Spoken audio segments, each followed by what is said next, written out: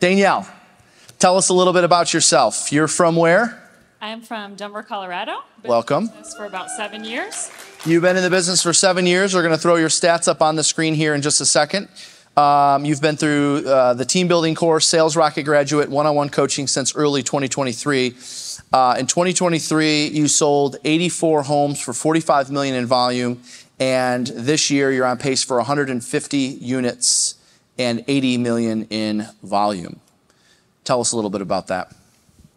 You know, I think the biggest change year over year is just that we went deep on what we were already doing, stopped doing what wasn't, and introduced a little bit of newness. You know, you've shared double down on what's working, cut out some stuff that's not, and maybe introduce one new source. And so we just followed that process. Yes, yes. Too many agents play this game of squirrel where they're chasing squirrels and this doesn't work, so let's try this. This doesn't work, so let's try this. They're constantly chasing when you're just looking at what's working and let's focus on doubling down on that. So can you give us an example of what's working that you've doubled down on? So the database. So, you know, like many have shared, we've really plugged into the database value proposition. And we've always done fairly well with our database. Actually, after the first couple of years as a team when we did horribly, we started doing client events and we started making sure we were calling and all the things that we knew we needed to do. But doubling down by implementing that plan and following it to a T has been huge. And we've been able to continue with at least the same number of closings from, you know, repeat, referral, and sphere, even when our market has contracted. Because we've upped our events, we've upped our face-to-face pop buys, we've done more calls. What would you say when it comes to adding value to the database is like the number one thing that you would not go without doing? It's client events, again. Yeah, and then the pop buys. So with the VIP gifts, sometimes we'll mail them, but we try to get in front of everybody at least once every 6 months. Because we've tracked the referrals, and it's the people that we're actually having face-to-face conversations with that we're getting the referrals from. By the way, you've heard this already from a couple panelists. I believe it's tomorrow, if not Wednesday. We're covering the database value proposition. So I'm sure some people are wondering, where are these ideas for database coming from? We're covering that in the next 2 days. One thing that I think is pretty impressive since we started working together is you implemented expireds into your business. Talk to us about that, because you don't find too many agents that play in the database lane that jump over to the expired lane. And you didn't leave the database lane, but you've added that now. So tell us what that looks like. So we actually built our team on circle prospecting, but we were able to have virtual assistants help with that. And when there were just more people raising their hand, they'd sell for a great offer because the market was different. It was a much easier source of business. So we had to pivot. We were used to the phones, but a little bit different level conversation. So really what we did is we got home from, this would have been the summit in January, and wrote a playbook on it and wrote down, okay, here's what the panelists said worked. You know, it's taking all the ideas, assuming the position at 7:55, starting dialing at 8, and then who do you call? So I wrote a playbook for our team on new expireds, old, like, you know, what's the order of operations so that it's foolproof, and we've just followed that. So what I heard in that is you took time to reflect and review your notes, which is what we should be all doing after one of these events. You took one source that you weren't doing anything with, and you said, okay, we're going to take this from what Jeff said. We're going to take this from what Bob said. We're going to take this from what Mary said. You're taking it from each section. You probably went to a couple breakout sessions to get it a little more. You got stuff from that. And you said, okay, that will work for me. This won't work for me. That will work for me. This won't. And you wrote out what's going to work for you and your team. And so at the end of the year, I know it's early. You know, I would argue that anytime you introduce a new source, it's going to take a good 3 months before you see any light at the end of the tunnel, first of all. Second of all, it probably takes 6 months before you actually get the ROI on your efforts. So where do you think you'll end up with expired sales this year, going from 0 in previous years? Probably somewhere around like 20, 25 closings from expireds. So introducing a new lever in our business. In the first year? Yeah, absolutely. And that means that'll easily turn, because your learning curve is taking place right now. That'll turn into 40, 50 easily next year if you stick with that. And I'm sure you'll double down on that. So when I look at one thing that your team is known for, it's accountability.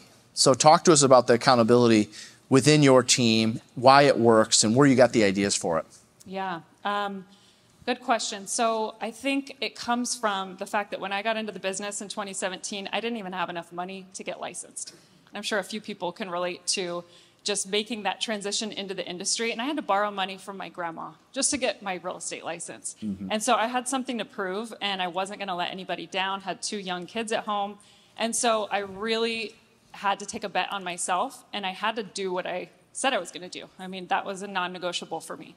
And so fast forward, first year in the business, sold 40 homes. And ever since then, it's really been my passion, especially as we've grown our team, to do what we say we're going to do. So we've made that a big part of our culture on the team. And that's one of the things that Kate is really helpful with me during coaching on, is building out the systems. So a few of the things that we do that have made a big impact that we've ramped up over the years is we do an 8 o'clock accountability text thread. Everybody reports in, contacts the day before, appointments set, appointments met, signed, and under contract, and what's your commitment for the day. We do an 11 o'clock huddle every single day, and we're reporting in how we're doing so far for the day, so it's a little less easy to hide. We do one-on-one meetings, and we have also implemented some of the things that you guys have shared with different tiers, so that we're making sure that there's a really high level of accountability.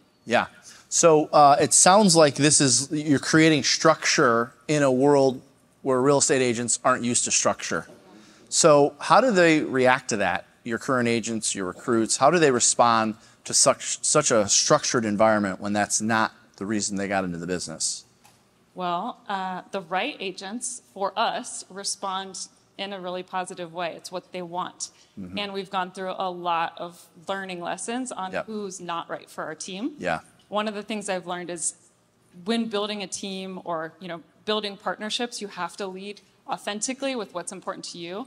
And that is one of my core values. So we've gone through phases where we tried to be a team that we weren't, and it didn't work. So the agents that win with us, they like it.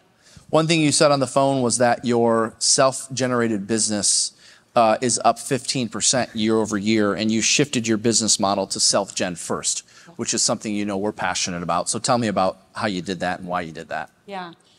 Some of it just happened naturally. We had less company-generated opportunities for the team based on the sources of business that we were focused on.